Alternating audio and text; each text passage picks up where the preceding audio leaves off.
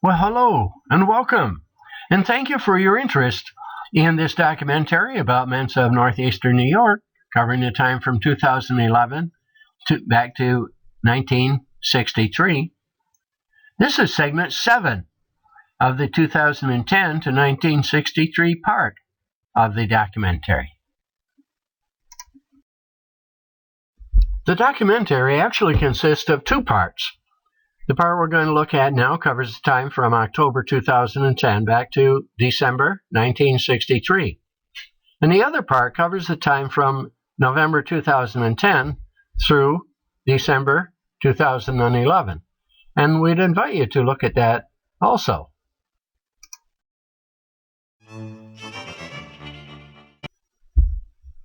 Well, there are 7 segments in the part of the documentary that covers the time from October 2010 back to December 1963. Segment 1 has the introduction and an overview. And then segments 2, 3, and 4 provide information and videoed interviews about the presidents and LOCSECs. Segment 2 covers 2011 to 2006, Segment 3, 2006 to 1993, Segment 4 from 1993 to 1963.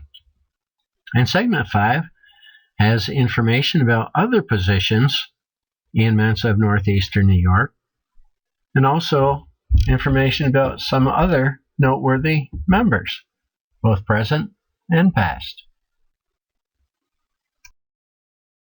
Segment 6 has information about many of the events of the group, also the communications used in the group, which are mostly the newsletters until the digital media became available. There's also information about American Mensa and the Mensa Education and Research Foundation, just in case there's anyone watching this who doesn't already know all the information about them, and the references that were used in the research of the documentation. And Segment 7 has information about the methodology, which the author considers very important in order to establish the authenticity of the contents of the documentary. It also includes acknowledgements of the many, many people who contributed either to the research or to the preparation or both of the documentary. It includes information about the heritage of Mensa of Northeastern New York and the reflections by the author after having completed the research and preparation of the documentary. There's also the other part of the documentary that covers the years from 2010 to 2011. And we'd invite you also to look at some of the segments of that part of the documentary. Hi, my name is Rob Salkin. I'm the president of Mensa of Northeastern New York. Welcome to the first 46 of 48 years of the history of Mensa of Northeastern New York, as put together in a documentary form by Leo Kellogg. There's also a second part, which covers my term in office, beginning on November 1st, 2010. Enjoy and keep in touch.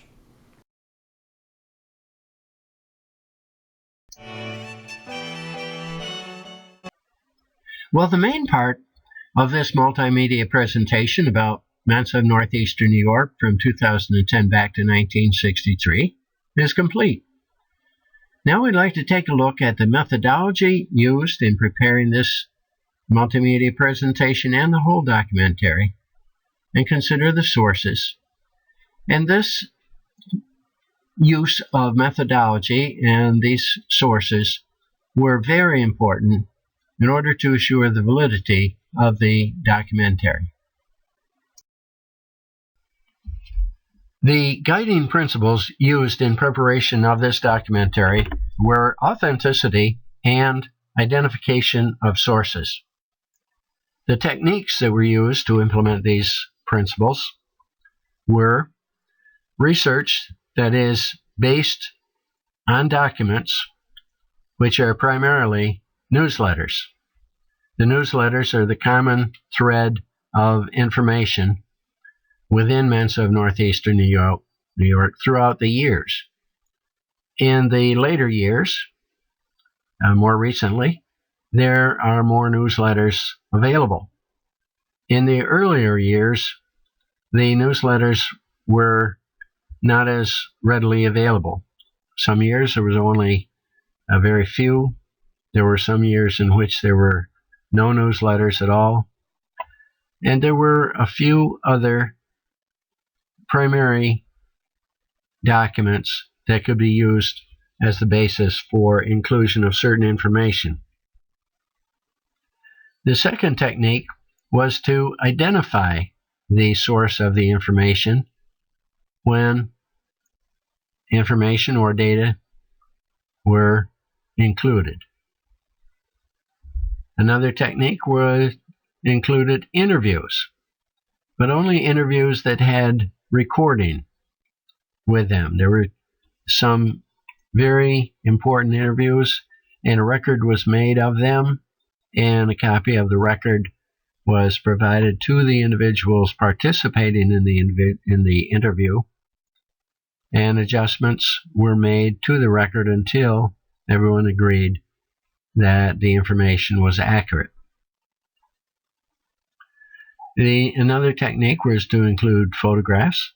Photographs, of course, describe the events or the persons very carefully. Digital records were also used, and primarily these records were in American Mensa at their headquarters in Arlington, Texas. Another technique that we used was to avoid any entry in the documentary that had the potential for misinterpretation or controversy.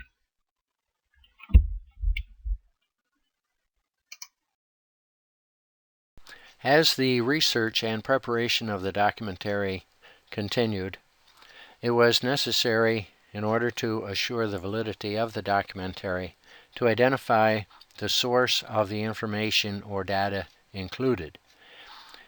The source of each piece of such information or data was included in the sources and comments section, and each entry had a unique identifier.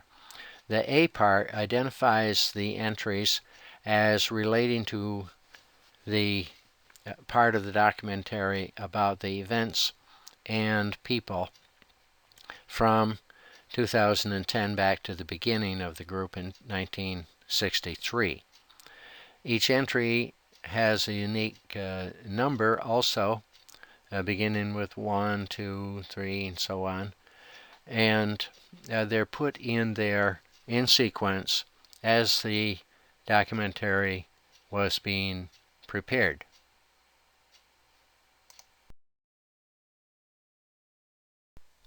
Each time that an entry was put in the sources and comments section, a copy of that same entry was put in the slide to which it refers. This example shows how the entries in the slides might have occurred. For example, the first entry is A0008, and the next entry ends with 0020.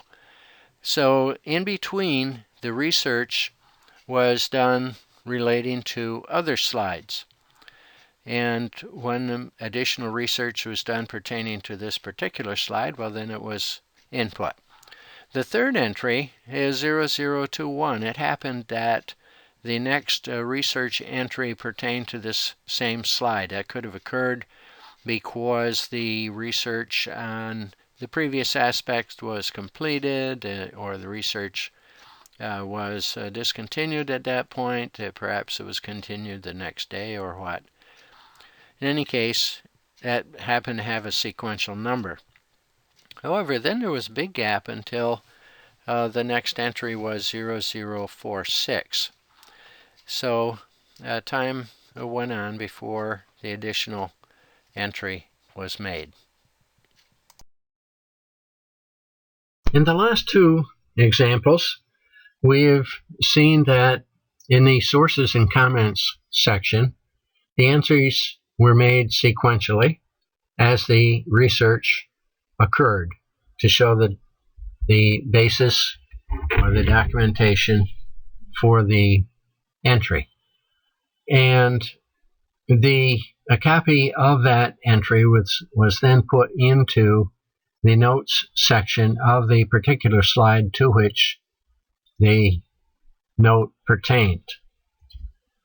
There are 27 of these slides relating in the sources and comments section. We will not look at all 27 of them. At this point, we'll skip over to the next to the last one, to the 26th entry.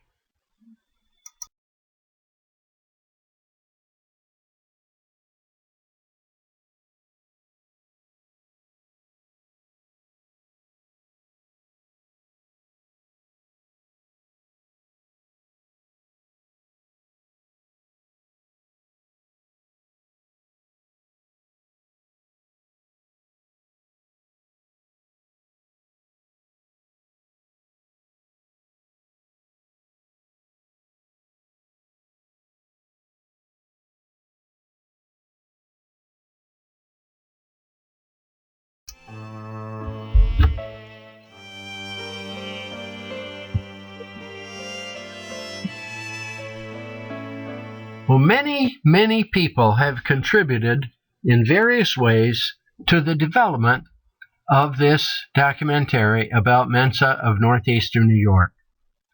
We certainly would like to give acknowledgement of them and of their contribution, and we would like to say a few words about the heritage of Mensa of Northeastern New York and how this documentary may contribute to it.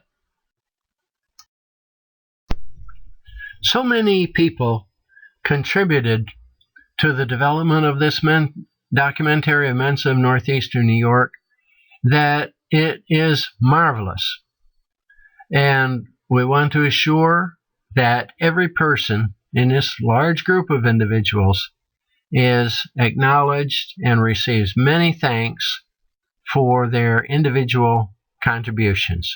Contributions came in a variety of ways, some through conversations, most through documents, and a few through some interviews, rather lengthy interviews. But we want to thank every person who contributed in any way to the preparation of this documentary. First, of course, my lovely wife Diane, who endured for approximately a year and a half of the time that it took to prepare this documentary. Also, each individual who is shown or depicted in the multimedia presentations of the documentary. Rob Salkin, the president of Mensa of Northeastern New York, receives a special recognition because without his persistence in requesting that the documentary be created, it would not exist. Those who loaned or donated source documents. Most of the source documents were newsletters, but there were a few other very significant documents. And those who made major donations were Willard Hoyt, Dar Novak, Dickman Boone, Victor O'Valley, Bruce Allen, Muriel DeRosa, Judy Keating, Randy Brinson, Dean Christensen, and I put in a few documents myself. There were many interviews, and some of them were interviews that were recorded and are shown as videos in the different parts of the documentary. And there were others who were interviewed for other purposes to provide background information.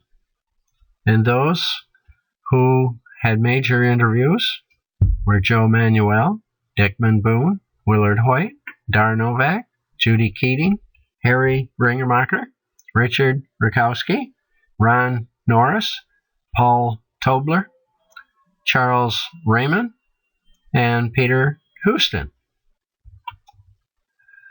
We also thank very much Monica Wilson and Michael Roche. Monica composed the music that is used to introduce the various sections of this documentary, and both she and her husband Michael Roche played the music. Continuing our acknowledgement of the many contributions by so many people, we want to include the National Office staff and other officials of American Mensa. At the headquarters, in particular, we would like to single out Howard Prince, the Director of Operations, who provided information and data over a long period of time. Even before the development of this documentary, Howard was always ready and eager to provide information requested by officials of Mensa of Northeastern New York. Also, Lori Norris, a former regional vice chair for Region 1, provided assistance. Andrew Heffernan, the current regional vice chair, provided assistance. And also the American Mensa membership chair, Rob Salkin, provided assistance. You've heard their names in other capacities also. One of the people who gave significant contributions early on was Stacy Kirsch. She's an archivist, or the archivist of Mensa International, but she also is the creator of the 50th anniversary history of American Mensa. It was that 50th anniversary history of American Mensa which inspired the inclusion in this documentary about Mensa of Northeastern New York of video and oral records of the past presidents and the current members of Mensa of Northeastern New York who hold positions in American Mensa or the Mensa Education and Research Foundations. Walter Edgar contributed to this documentary in an indirect but very significant way. He's the author of a book called South Carolina, A History, and the style of that book is shows so much detail that it inspired an identification in this documentary of the sources and the inclusion of many explanatory comments.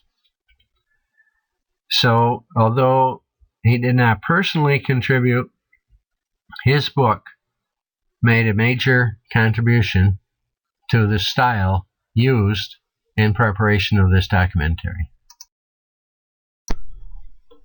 All of us like to know about things in the past. Who are the people? What happened? And what were the conditions? Same thing is true with Mensa of Northeastern New York.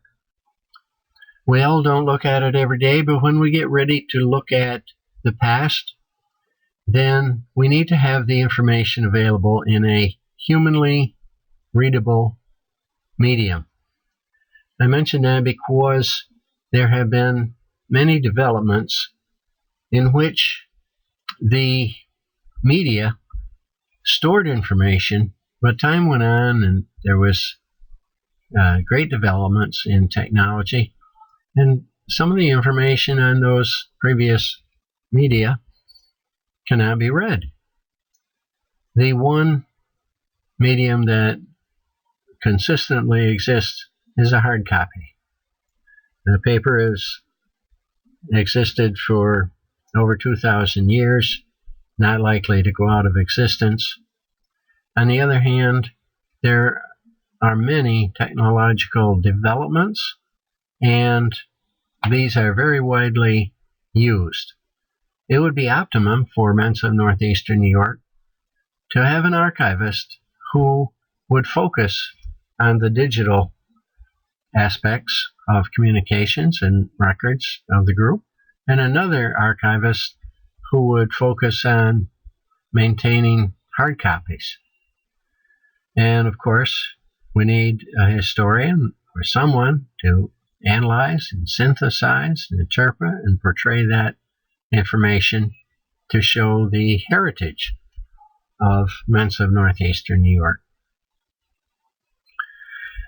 So the way this can happen is if the leaders of Mensa of Northeastern New York set goals, prepare action plans, and follow up with monitoring of some sort to ensure that the information is maintained for future review.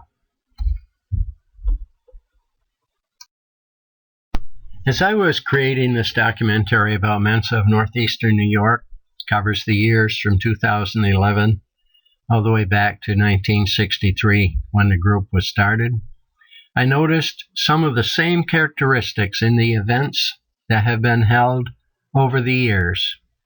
The main common aspect is that Mensans enjoy getting together to visit and eat. Other types of events reflect the focused interests of the members at various times and locations and add value to the participation by the members of the group. My own observation is that individuals are proud to be Mensans, and they like to associate with other Mensans. The means of communications have changed. Even the monthly newsletter has gone from a single typed sheet to a multi-page documents with graphics and is published digitally as well as in long-lasting hard copy. The multimedia exchanges on mobiles, emails, websites, and social networks are continually improving within months.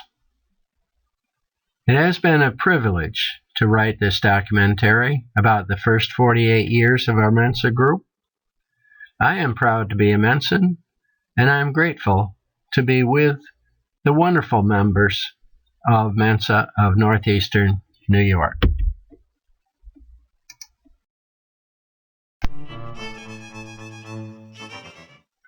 Well, this documentary about Mensa of Northeastern New York was prepared by Leo A. Kellogg, who was the first ever historian of Mensa of Northeastern New York. The documentary is copyrighted for and by Mensa of Northeastern New York, and all rights are reserved.